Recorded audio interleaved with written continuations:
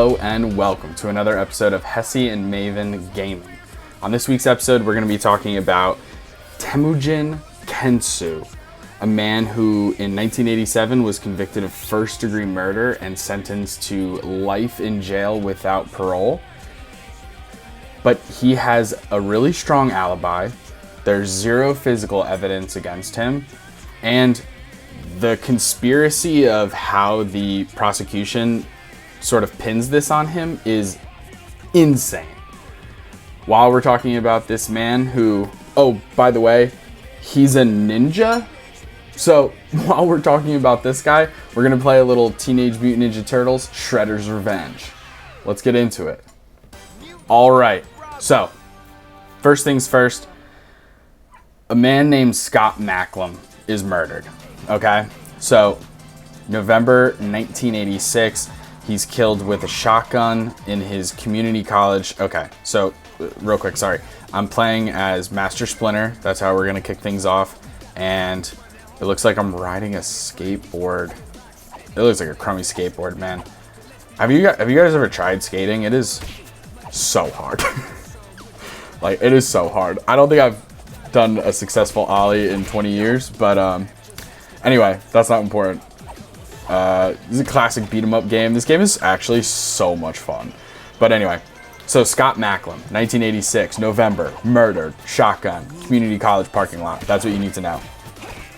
Now, the interesting thing is that there are no witnesses, no fibers, no DNA, no footprints, no murder weapon. All the police are able to find, ooh, look at that, baby. All the police are able to find is a shotgun shell and an empty ammo box that has like a single fingerprint on it. Now, Macklem has a fiance, Crystal. I'm getting crushed by these cars. Macklem has a fiance, Crystal Merrill. She's crucial to the story. So, look at me kick ass, dude. These guys on motorcycles think they're so freaking cool.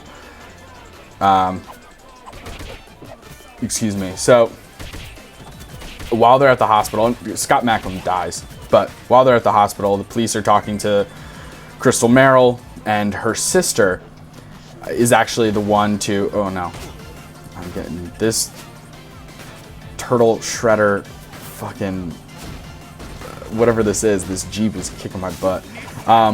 Merrill's sister says, hey, I think it might be this guy, John Lamar. Fun fact, John Lamar, his real name, Fred Freeman.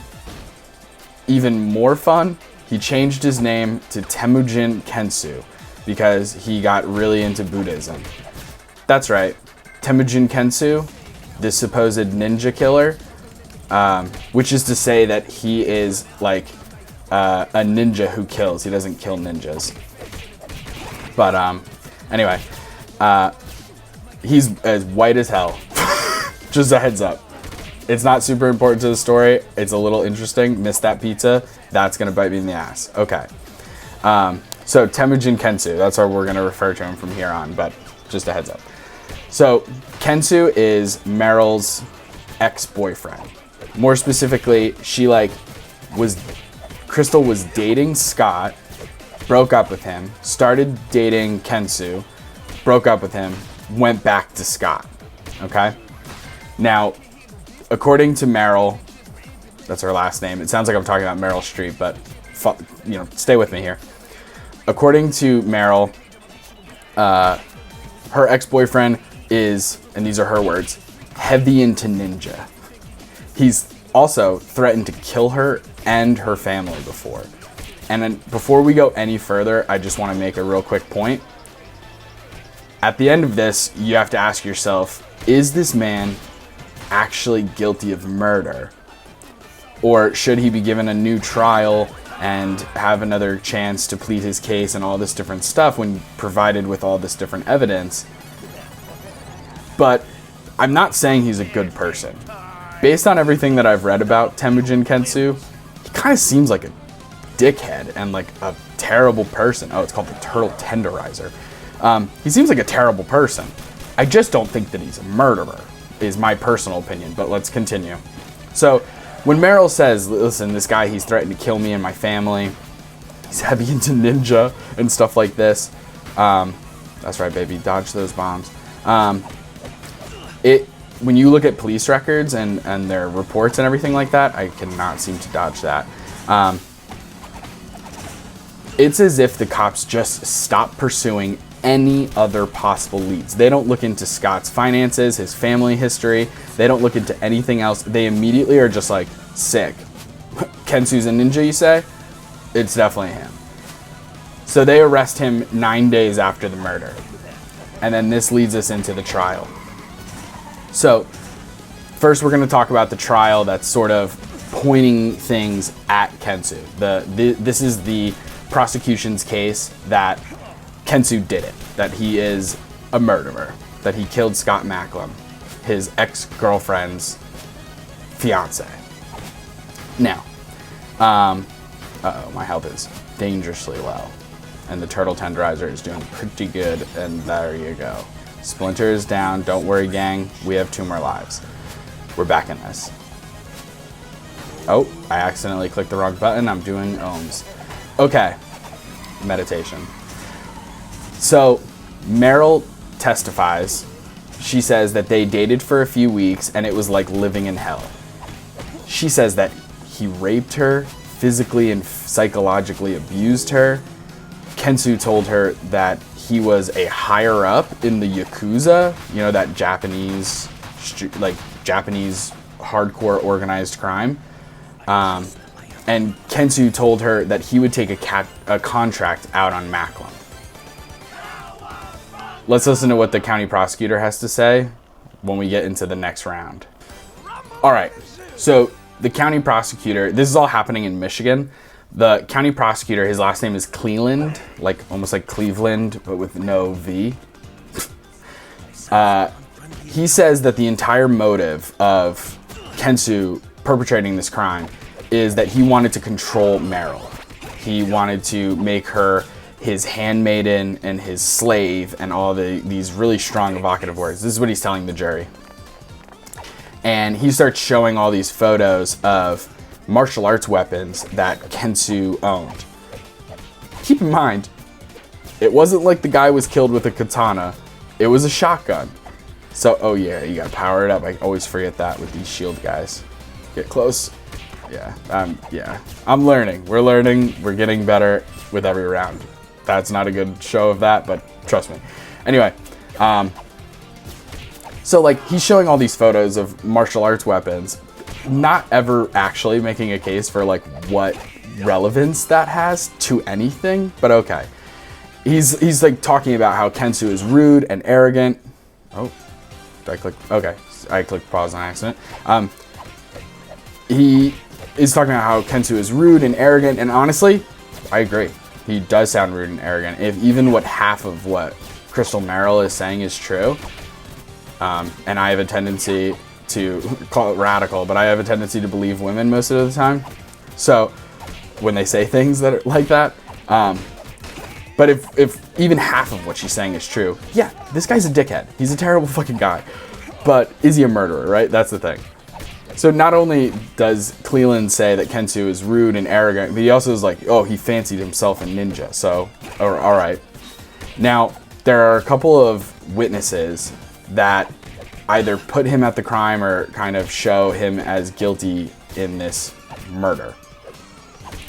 There are 2 people who are from the college campus who pick him out of either a photo lineup or an in-person lineup saying that they had seen him near the campus near the time of the murder. One guy, was like, oh yeah, I heard a gunshot, and then I looked and there was a guy driving away from the scene with his head down, but I'm 100% sure that it was Kensu. And then you have this convicted felon, his last name is Joplin, I remember because Janis Joplin. He's like, yeah, I shared a cell with him in preparation for the trial, and he confessed, like he would not stop talking about how he did this murder, about how he has this amazing alibi and he's gonna get away with it, and he talked about it in the cell that we shared together. So not looking good, right? But now let's get into the defense. So first of all, Kensu has a fairly good alibi. Pretty good. As good as alibis can go for the most part. Some would say airtight. So Kensu was 400 miles away at the time of the murder. The defense calls 9 different witnesses to prove this alibi. These people either saw or spoke to him the night before the murder or the day of the murder. Everything from like, he was talking to the guy who owned the karate studio that he went to, and they specifically spoke about how hard it is to do high kicks when you're wearing jeans, which again, I can't stress it enough. Temujin Kensu is white as hell, but okay. And then he talks about how his car broke down and he had to get his car fixed and stuff. And like, there are witnesses who work inside the auto parts store who remember seeing him and remember talking to him about this specific things, corroborating his alibi. But technically, out of these 9 witnesses, I cannot dodge these frickin' stampedes. Also, look at these monkeys, dude. They're dancing. Oh, they're throwing bananas. Okay. All right, pay attention, Justin. Okay, so out of these 9 witnesses, they don't cover like the exact time of murder. They cover the day of the murder, the night and day leading up to the murder, and the days after the murder. But like, there's like about a 10-hour span on a 10-hour span around the actual time of death that is not covered by these 9 witnesses. So the prosecution calls in this rebuttal witness, this pilot. And the pilot is like, okay, yeah, he may have been 400 miles away before and after the murder. But all he would have to do is hire a private charter plane, like a private jet or a private plane, like one of those small little guys. And he would be able to fly in, kill the guy, fly out. Easy peasy, lemon squeezy, right? Here's the thing. There's 0 witnesses, 0 records, no receipts, nothing to suggest that this happened. But it is a weird and pretty far-fetched theory. Okay, one of these guys' names is Dirtbag. That's wild. And then Ground Chuck, which I imagine is the groundhog, because like a woodchuck and a groundhog. Oh my god. So Dirtbag is the... Or wait, no, Ground Chuck, he's like beef.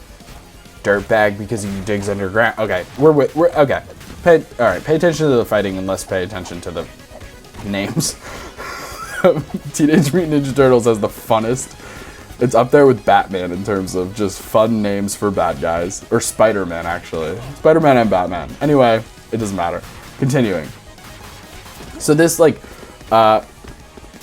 rebuttal witness tries to poke holes in this alibi and everything like that, with again, a pretty crazy conspiracy of how he could have committed the murder.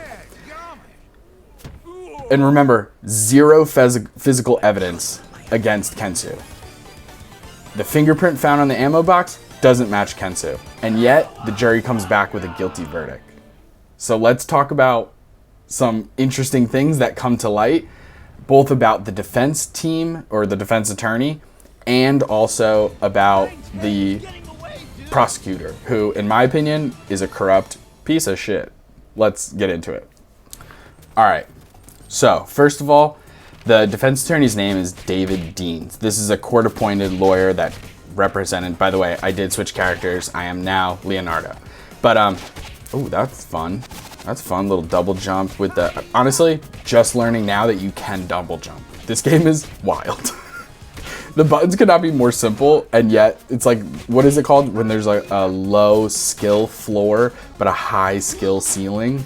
Like, it's easy to learn the buttons and kind of like get the gist, but to get really good at it is hard. Because I keep thinking that there might be a button for blocking with, again, not looking up the buttons and just kind of clicking buttons and seeing what's up. There's not a way to block. You have to dodge. Anyway, doesn't matter. I've been playing a lot of God of War lately, and it's throwing me off switching games. So, okay. So, First of all, this defense attorney, David Dean, he tells Kensu that he's not allowed to testify on his own behalf, which is boldly false. Whether he's willingly lying to him or just an idiot, or like told him in a weird way, because like I've heard so many times that like it is kind of not frowned upon, but it's not usually a good idea to have a defendant testify on their own behalf. And it's just because you never know what the prosecution is going to cross-examine and ask you, and usually it ends up poorly. However, to say that you're not allowed to is blatantly false. So, interesting. Now, again, 9 witnesses were called by this defense attorney, but one of them, a 10th witness, did have a testimony proving that he was 400 miles away, not the day before or the day of later after the murder. No. At the exact time that Macklem is shot and killed, there's a witness who knows exactly where he was at what time. And it was his current girlfriend, a woman whose last name is Woodworth. Woodworth not only told the defense attorney, even though she ended up never getting subpoenaed, and she didn't understand the legal system. Go figure, most of us don't, right? All the legalese and different things. You don't know how that works, so she just doesn't, she's overwhelmed by the trial and everything that's going on right now. So she just doesn't really do anything about it. And so when the defense attorney doesn't subpoena her, she never testifies. So the jury never gets to hear from her. She also told the detectives during the actual investigation, and the detectives just straight up accused her of lying, said that they would throw her in jail unless she told the truth, and she still maintained throughout all of this, even like 35 years later, or however many years it is now since that happened. Look at these freaking robots, I hate them so much. Fucking AI stealing our jobs, pieces of shit. Anyway, she told detectives, maintains to this day. Private investigators have even had her take polygraph tests, which I know aren't admissible in court or anything, but like they're a decent litmus test sometimes. I don't know truly how I feel about them, but she took a polygraph test and passed it, saying that she stood by her alibi, that he was with her. They were in bed, they spent that day together. There's no way that he was 400 miles away killing some dude. Now you might be asking, why the fuck didn't this guy have her testify? He had 9 other people testify, and it was all not during the actual time of the murder, but then you have this person who is there. Why would you not call her to testify? Well, apparently he was super addicted to booger sugar. He was addicted to the snow, baby. He was doing that cocaine, okay? I apologize for saying so many different synonyms for cocaine when I could have just said cocaine. He was addicted to coke. He was a huge cokehead. So probably he's dead now, so I don't give a shit. But yeah, garbage, absolutely garbage. Now, in addition to that's just the defense attorney, some interesting things, right? Now let's talk about the other side and different new evidence that has come to light in the 35 plus years since this trial went down. First of all, Joplin, the prison informant, he recanted his story about Kensu confessing in jail. In fact, he actually says Kensu maintained his innocence the entire time. He said that prosecutor Cleland pressured him, and he pretty much was like, listen, no, this guy said that he was innocent the whole time. And Cleland was like, no. We've been preparing for this trial for so long. We are putting him through, and you're gonna say that he did it, and in return, I'm gonna give you special treatment. And sure enough, Joplin does this, and then the Rat King, hell yeah, dog. Sure enough, he gets transferred to like a way lower security prison, probably with better food and all this different stuff. And it's not until near the time of his death that he signs an affidavit saying that he lied and that he was pressured, or he felt pressured to perjure himself about this confession. which ended up not being even true. So crazy. Then private investigators also find that the police were using distorted photo lineups to make it easier for the witnesses to pick out Kensu. So like the coloring would be different, the contrast, like different little things here and there. Some people like my age and older might remember like different things like during the OJ trial, which that motherfucker is guilty as shit. But during the OJ trial, there were different magazines that were coming out with pictures of OJ, and they would like intentionally darken the image to make him look like he had darker skin. It kind of brings that to mind in my eyes, at least. Like, it's just this fucked up system. So the police were so incompetent, and to the point where they're like so hell-bent on having this guy be their suspect and be the culprit that they're almost like working backwards to do whatever it takes to prove the case, because there's no physical evidence, there's no nothing, so they can't actually prove that it was him. Everything is circumstantial, and I understand 100% that sometimes that is enough. Sometimes circumstantial evidence is like what it is, and there's just no physical evidence, and that's okay, and this person did it. But here, you have even more circumstantial evidence and stuff to prove that it wasn't him. So I just don't understand how this is the case, but okay.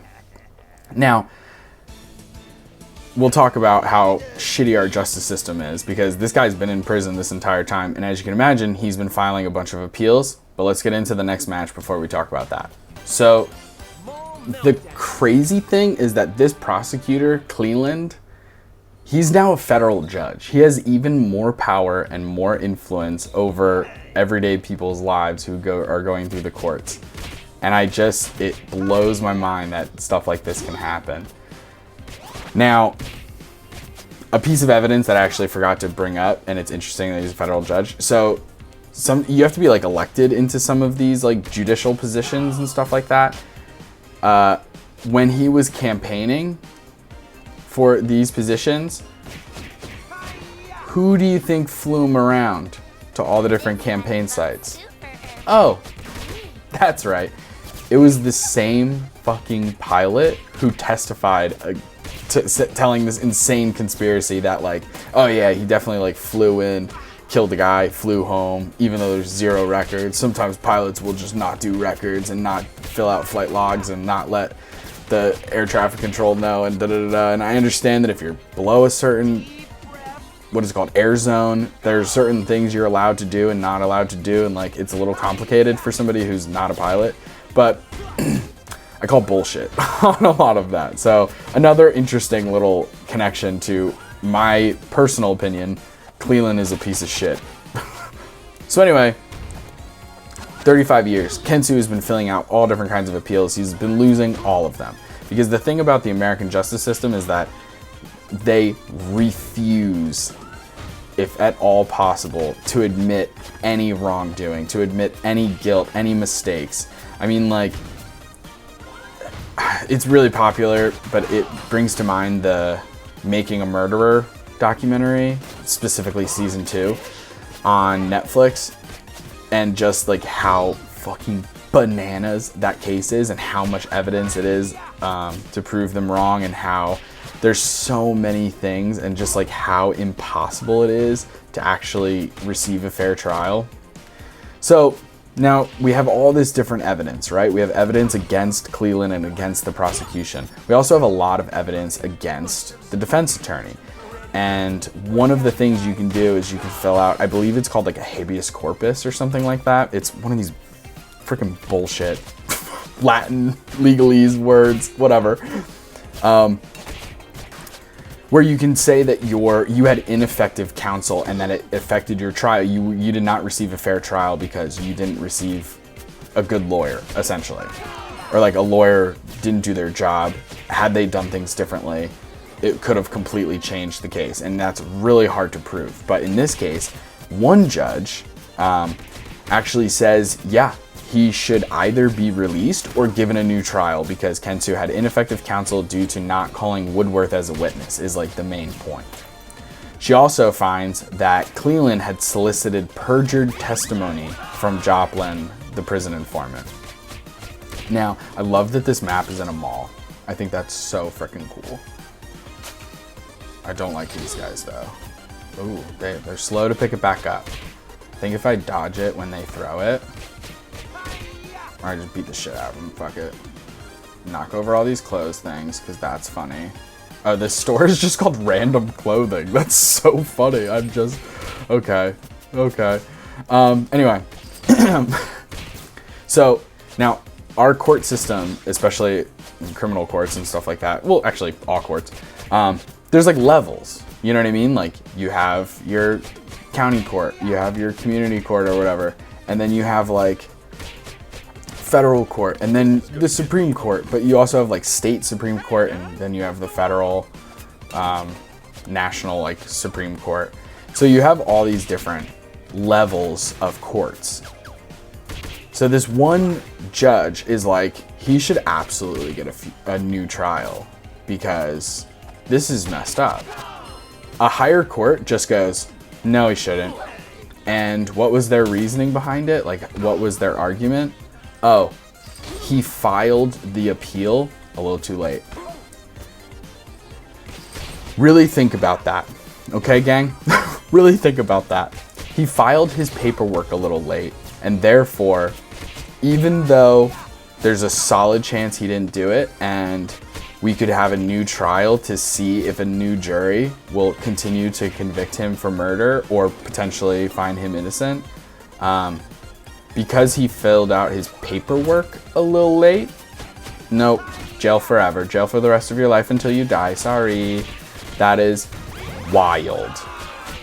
Meanwhile, there's a prosecutor in Michigan, Kim Worthy. She's overseen 30 different people being released from prison and exonerated of their crimes since just 2018.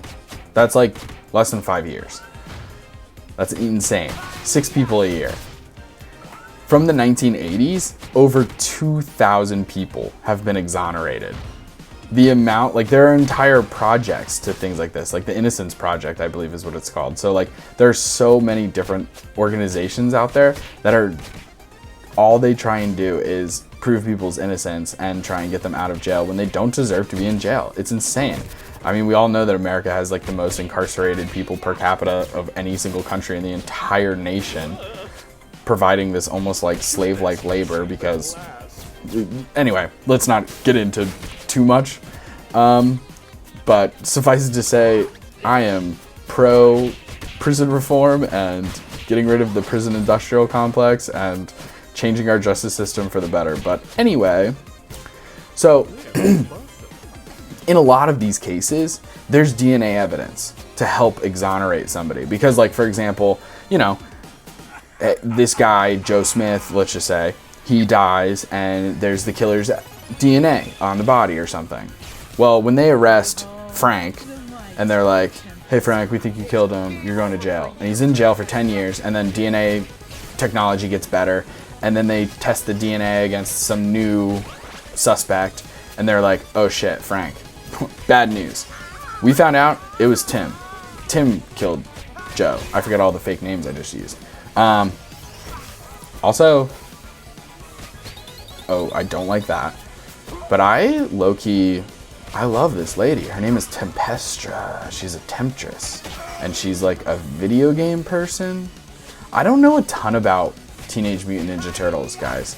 I never was that into it. I just remember playing this exact style of game when I would go to the movies. Which, by the way, I just saw a Barbie movie with my sister. It was so goddamn good. It was so fucking good, guys. It literally was so good. It was so funny and well written. And I mean, I thought it was brilliant. I had such a fun time watching it. I think Ryan Gosling is so funny. I found out that he ad-libbed some of the lines and stuff, and that like there were entire scenes where it was kind of like improv and just kind of like, hey guys, have fun. The two groups of Kens are gonna have a fight. Have at it. I love that. But anyway, go see Barbie. Anyway, so when you have that DNA evidence and you can directly point at somebody else using scientific physical evidence, even then, it's really hard to exonerate somebody. It's so hard to get the justice system to admit that they were wrong. Now, in Kensu's case, there isn't even DNA. There's no DNA pointing to him, but there's also no DNA pointing to an actual murderer. So it's even more challenging, despite all this new evidence, which is like a little circumstantial, and you have to get judges to admit that this person that's been promoted to federal judge, this other judge, is corrupt and doing shitty things in order to maintain a good record, because that's what lawyers and judges care about, is their records of like how many convictions they get, especially when you're a county, state, or some kind of, you know, district attorney kind of job. Yeah, Tempestro, take that, you bitch. So that's pretty much everything that I know about Temujin Kensu, the so-called ninja killer, and his case of against him and everything like that. So I guess I'll just leave it up to you guys. Do you think that this ninja is a killer, or do you just think he's a shitty dude with shitty luck? Let us know in the comments, and thank you guys for watching this episode of Hessy and Maven Gaming. Tune in next time where I talk about something else. Bye!